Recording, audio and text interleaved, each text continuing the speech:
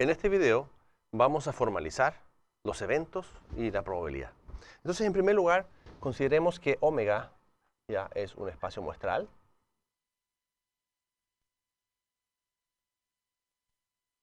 Y vamos a definir entonces F va a ser una colección de subconjuntos de omega. ¿Ya? Colección de subconjuntos de omega. Entonces definimos una sigma álgebra. ¿Ya? Entonces F es una sigma álgebra si se satisfacen los siguientes axiomas. Se satisfacen los siguientes axiomas. Primero, el vacío tiene que estar en F. Segundo, si A ¿ya? es un evento de F, es un conjunto, entonces A complemento también tiene que estar en F. Y tercero, si tú tienes una colección de subconjuntos de F, por ejemplo, esta colección puede ser con n en n, ¿ya? Estos son subconjuntos de F. Entonces, la unión de todos los A sub I también tiene que estar en F. Entonces, si tú tienes un espacio muestral, este es el conjunto, todos los subconjuntos de omega, por ejemplo, o un conjunto más pequeño, pero los elementos de F son conjuntos. F es una sigma álgebra si el vacío siempre está allí. Si un conjunto está, el complemento tiene que estar. Es decir, eso se dice que este conjunto F es cerrado bajo complemento. Claro, si un evento está aquí, el complemento también tiene que estar, porque acuérdate que estos van a ser los axiomas que definen los eventos. Todos los elementos de F van a ser los eventos. Entonces, si un evento está, el complemento tiene que estar. ¿Por qué? Porque yo podría ser que quiero medir la probabilidad de A. Bueno, también tengo derecho a medir la probabilidad de A complemento. Y tiene que ser cerrado bajo unión. Es decir, si yo tengo una colección de subconjuntos, la unión también tiene que estar. Y esto implica que la intersección también tiene que estar. Entonces a mí me interesa medir las probabilidades de eventos, me va a interesar medir las probabilidades de eventos, pero tengo que establecer ciertos conectores entre los eventos. Y los eventos se conectan con uniones, intersecciones, o estás interesado en A, podrías estar interesado en A complemento. Muy bien, entonces, pongamos aquí los objetos, ¿ya? Los elementos de F. ¿Ya? Los elementos de F se llaman entonces eventos o sucesos. No cualquier subconjunto de omega es un evento. Solamente aquellos subconjuntos que están en F. Y esta F son los conjuntos que satisfacen esas tres propiedades. Entonces ya sabemos cuáles son los posibles eventos. Si tú defines F, todos los que están dentro son eventos. Todos los que están fuera no son eventos. Ahora entonces, un ejemplo. Si tú tienes, por ejemplo, omega es el conjunto 1, 2, 3, y tú defines F1 ¿ya? como omega, phi, omega. Entonces, esta es una sigma álgebra. Por ejemplo, si tú chequeas esta propiedad, la 2, bueno, el omega, el phi siempre está. El complemento de phi es omega. El complemento de esto es eso, ¿verdad? La unión de esto es omega. Entonces, si tú chequeas, esos tres axiomas se satisfacen. Sin embargo, si tú consideras, por ejemplo, este F2, que ahora va a ser phi, omega, el 1, el conjunto 2, el 1, 3 y el 2, 3, este conjunto entonces, el anterior sí era una sigma álgebra, este conjunto no es una sigma álgebra. Por ejemplo, ¿qué pasa si tú haces la unión del 1 con el 2, eso te da el conjunto 1, 2, que no está acá, ¿verdad? Ese no está en F. Por lo tanto, esto no es F2, entonces no es una sigma álgebra. ¿Qué significa eso? Que solamente los eventos que satisfacen con estos axiomas van a ser aquellos que nosotros llamamos eventos. Muy bien. Entonces ahora estamos en condiciones de definir lo que es una medida de probabilidad. Tú vas a tener una función que le vamos a llamar P, que va a ser una función especial, que va a partir desde F y va a llegar a los reales. Entonces, esta función es una función que le asigna un número a un conjunto. Es decir, tú tomas el conjunto A y le asignas la probabilidad de A. Claro, porque finalmente los conjuntos acá podrían ser conjuntos de caracteres. Imagínate si tienes tú, por ejemplo, el lanzamiento de una moneda, tienes cara y sello. Y a ti no te sirve saber si es cara o sello, lo que te sirve saber es la chance que tú tienes asociada a ese evento. Y la chance lo asigna esta función. Entonces esta P es una función que toma un conjunto y le asigna un número. Pero si se satisfacen entonces tres axiomas, entonces se dice que P es una medida de probabilidad si entonces se satisfacen los siguientes axiomas, digamos, que se llaman los axiomas de Kolmogorov, porque Kolmogorov fue quien estableció esos axiomas. Lo primero es que la probabilidad de todo el espacio es igual a 1. No puedes tener una probabilidad más grande que 1 porque estás repartiendo al 100%. Axioma 2 de Kolmogorov dice que si tú tienes cualquier evento en la sigma álgebra, la probabilidad de este evento es siempre más grande que 0. Entonces lo que está diciendo acá, esto es que la probabilidad de un evento no puede ser negativa, ¿ya? Sino que tiene que estar entre 0 y 1. Y el axioma 3 dice que si tú tienes una colección de eventos, ¿ya? A sub n podría ser una colección de eventos disjuntos. ¿Qué significa que los eventos sean disjuntos? Que la intersección entre ellos es vacía. Es decir, quiere decir que A sub i intersectado con A sub j es vacío. Y tú quieres calcular la probabilidad de la unión de todos esos A sub i, de igual 1, por ejemplo, hasta n. Eso va a ser la suma de la probabilidad de los A sub i de i igual 1 hasta n. Es decir, la probabilidad de la unión se puede escribir como la probabilidad, como la suma de las probabilidades individuales. Entonces, gráficamente, tú lo puedes ver de esta manera. Voy a hacer un gráfico acá que se llama los diagramas de Venn. Gráficamente lo puedes ver así. Si tú tienes, por ejemplo, varios conjuntos que son disjuntos, ¿ya? Este es omega. Varios conjuntos que son disjuntos. Entonces tú tienes ahí A sub 1, A sub 2, A sub 3, A sub 4, A sub n. La probabilidad de la unión, es decir, la probabilidad de la unión de todos estos conjuntos, va a ser la suma de las probabilidades individuales. Es decir, S, la probabilidad de eso, más la probabilidad de esto, más la probabilidad de eso, más la probabilidad de eso, más la probabilidad de eso. En el caso en que tengas dos, bueno, va a ser muy simple, porque tienes dos eventos solamente. Este es omega, y vas a tener A1 y A2. Entonces la probabilidad de la unión va a ser la suma de las probabilidades individuales. Entonces, ¿qué quiere decir en realidad el axioma 3 de Kolmogorov cuando n es igual a 2? Cuando n es igual a 2. O sea, lo que tú tienes acá es un conjunto A sub 1 y A sub 2, tal que A sub 1 inter A sub 2 es vacío.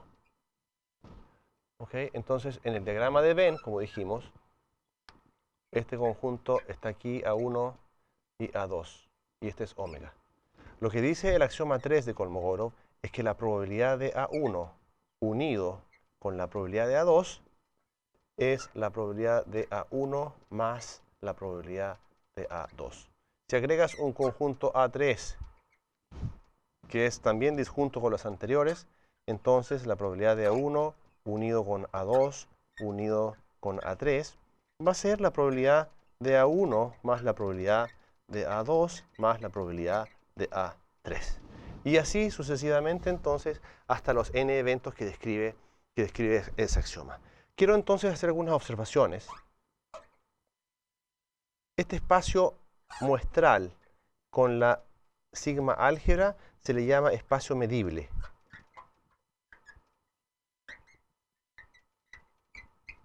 Y a este espacio omega, a este trío Fp, donde omega es un espacio muestral, F es una sigma álgebra y P es una medida de probabilidad, a este se le llama un espacio de probabilidad.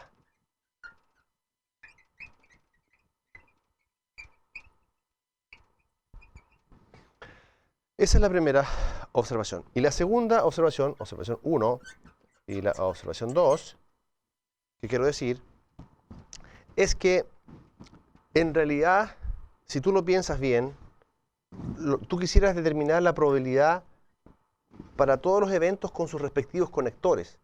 O sea, por eso es que nos interesa la probabilidad de A1 unido con A2. Ah, pero esto está solamente restricto, de acuerdo al axioma 3 de Kolmogorov, solamente restricto a aquel caso en que estos eventos son disjuntos. Pero esta probabilidad nosotros, más adelante, la vamos a determinar para conjuntos generales, A1 y A2, donde existe intersección. ¿Ya? Eso nos falta determinar. Pero nos interesa la probabilidad de A1 unido con A2, nos interesa la probabilidad de A1 complemento, nos interesa la probabilidad de A1 menos A2, nos interesa la probabilidad de A1 inter A2. Es decir, los conectores, ¿ya? Los conectivos de los conjuntos nos interesan esas probabilidades. ¿Cómo vamos a interpretar la probabilidad de A1 unido con A2? Ah, que ocurre A1 o ocurre A2.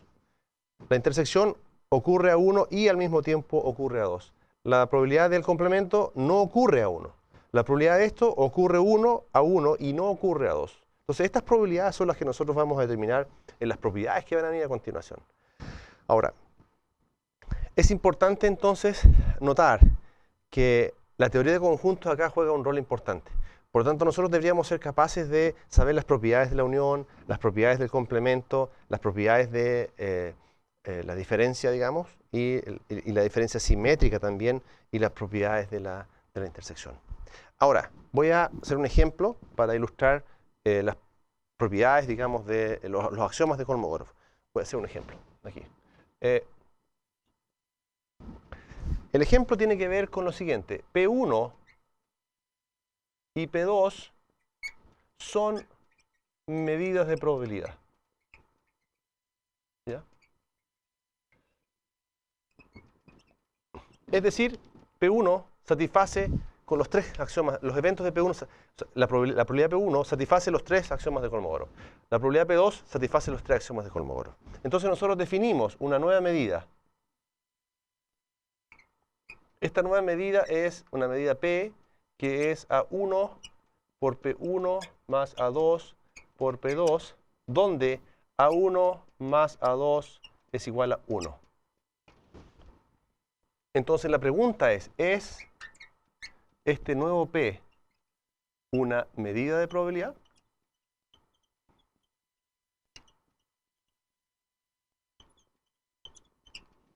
Esa es la pregunta.